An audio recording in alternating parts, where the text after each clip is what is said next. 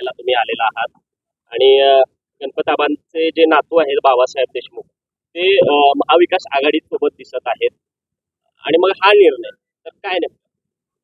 कालपर्यंत डॉक्टर अनिकेत देशमुख यांचा अर्ज भरण्याचं फायनल होतं.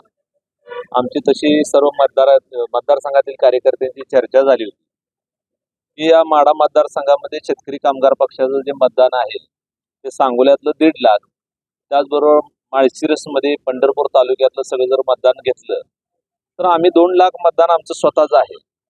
आणि अशी परिस्थिती असताना एकनिष्ठपणे शेतकरी कामगार पक्ष गेली सातत्यानं पवार साहेबांबरोबर महाविकास आघाडीबरोबर राहिलेला आहे.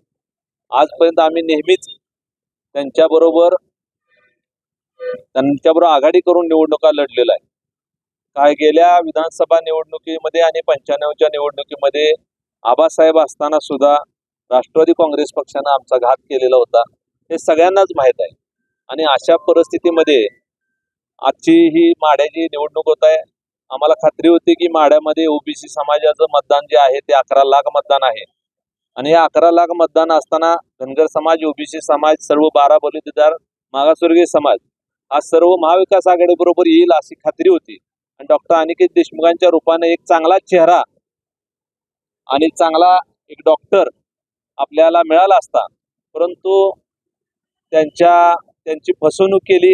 त्यामुळे काल त्यांच्याकडून अर्ज भरण्याचा निर्णय घेतला. पत्रकार परिषद झाली, परंतु पवार साहेबांनी काल रात्री बोलवून घेतलं. त्यांची काय चर्चा झाली मला समजली नाही, पण आमच्या स्ट्रॅटेजीनुसार आम्ही असं ठरवलं होतं की त्यांच्यासोबत माझा अर्ज भरायचा आणि मला काय चर्चेचं निमंत्रणही नाही आणि मला आता चर्चेला जायचे नाही कोणाबरोबर.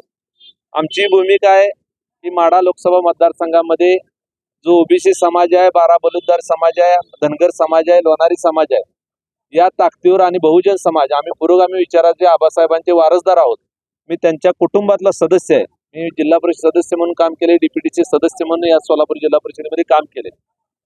माझी खात्री आहे की आमचा जो उमेदवारीचा अर्ज आहे तो जर राहिला, आम्ही ठेवणारच आहोत, तर निश्चितपणे माढ्यामध्ये एक वेगळी क्रांती होईल, एक लोकांना चेहरा मिळेल आणि आम्ही निश्चितपणे विजयी होऊ असे आम्हाला खात्री आहे. त्यामुळं आम्ही सगळेजण मिळून ताकदीनं कार्यकर्त्यांनी आग्रह केला. डॉक्टर अनिकेत देशमुखांनी थांबायचा निर्णय घेतलेला असं मला आता पत्रकार परिषदेतून प्रसार माध्यमाकडून कळालं. तरी सुद्धा जो समाज आहे, जो तिथला शेतकरी कामगार पक्षाचा निष्ठावंत कार्यकर्ता आहे, मला खात्री आहे तो माझ्यासोबत येईल आणि संपूर्ण मतदारसंघामध्ये जे जाती समीकरण आहेत त्याचा विचार केला तर निश्चितपणे ते माझ्यासोबत राहतील.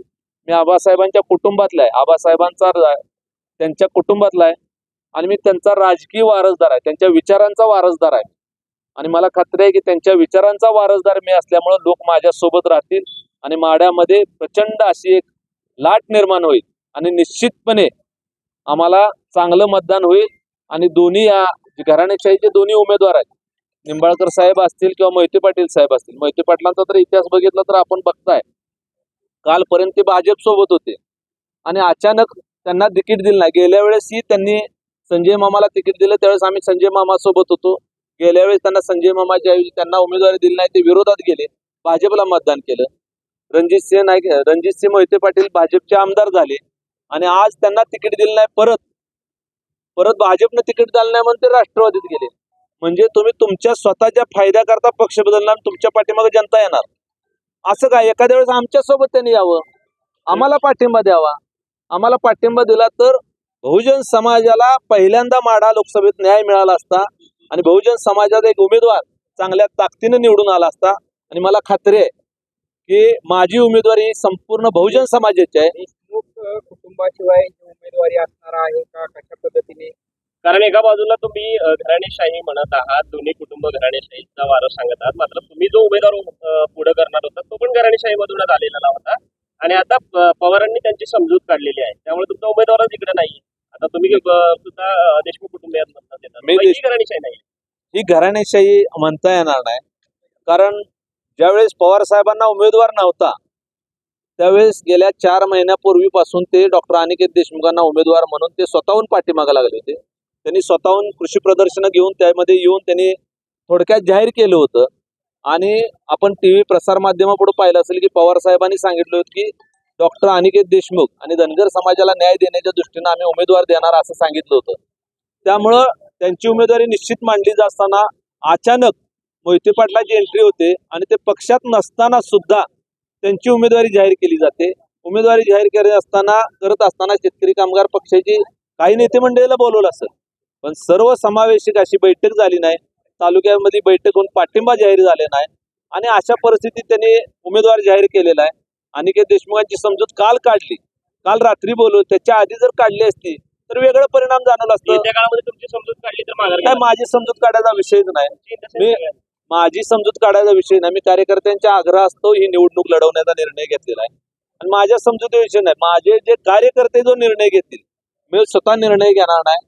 शेतकरी कामगार पक्षाचे कार्यकर्ते, धनगर समाजाचे कार्यकर्ते, ओबीसी समाजाचे कार्यकर्ते, मागासवर्गीय कार्यकर्ते, लोणारी समाजाचे कार्यकर्ते, हे जे पुरोगामी विचाराचे जे कार्यकर्ते आहेत, तो जो निर्णय घेतील तो माझा निर्णय असेल.